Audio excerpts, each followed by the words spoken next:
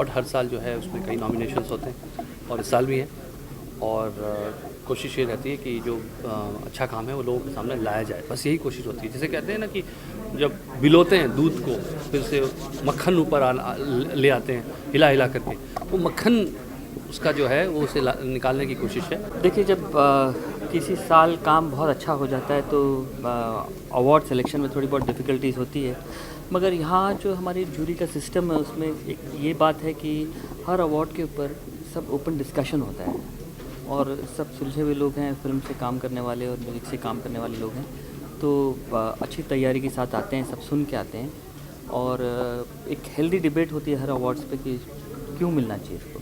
तो मुझे नहीं लगता कि इतना अच्छा एक ऑर्गेनाइज्ड किस्म का और इतना एफर्ट लेने वाला म्यूज़िक का अवार्ड और होता होगा, क्योंकि मैं और जगह भी हम सब जूरीज़ में हैं तो पता पड़ता है कि वर्किंग प्रोसेस क्या है।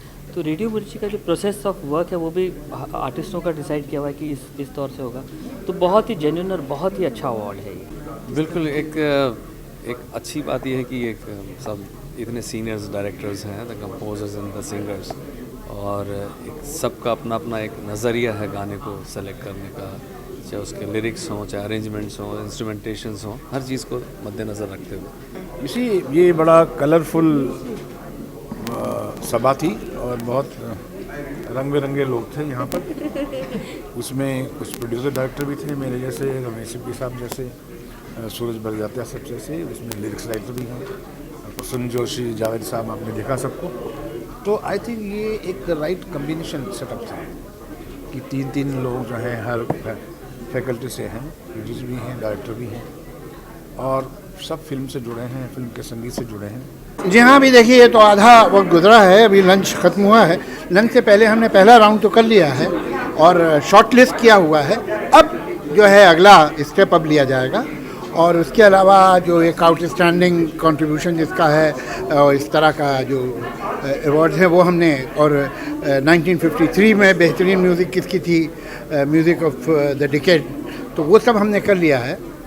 बाकी ये कि अब ये जो शॉर्ट लिस्ट किया है 5 का सबने, वो अब फाइनल फिर हम उसमें 5 में से एक को अब हम चुनेंगे। मिर्ची म्यूज़िक अवार्ड्स ये पहला अवार्ड है जो सिर्फ म्यूज़िक की दुनिया के लिए बना हुआ है और कंपोजर्स, लिरिसिस्ट, सिंगर्स, म्यूजिशियंस के लिए, और बहुत अच्छी बात है। जूरी में एक जिम्मेदारी होती है, तो जिम्मेदारी ये होती है कि कहीं ऐसा जो ट्यून है जो आप पॉपुलर के साथ ही ना रह जाएं, सिर्फ जो बहुत चला है।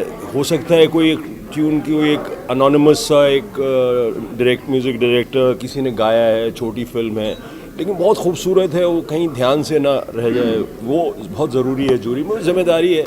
बाकी तो ज़्यादातर गाने जो अच्छे हैं वो चले हैं और सबको पता है ना। तो जूरी में सिर्फ यही बारीकी होती है, और एक जूरी जब एक हर तरह के लोग होते हैं, एक तरफ जावेद अख्तर हैं, एक तरफ अनु मलिक है, एक तरफ प्रसून जोशी हैं, तो एक तरफ रमेश सिप्पी हैं, तो जतिन है, तो इन सबको पता होता है, तो सिंगर्स हैं, तो फिर एक क्वालिफाइड सा एक जजमेंट होता है। आप जानते हो कि radio Mirchi awards have become very very strong in terms of deciding कौन एक्चुअली विनर हैं।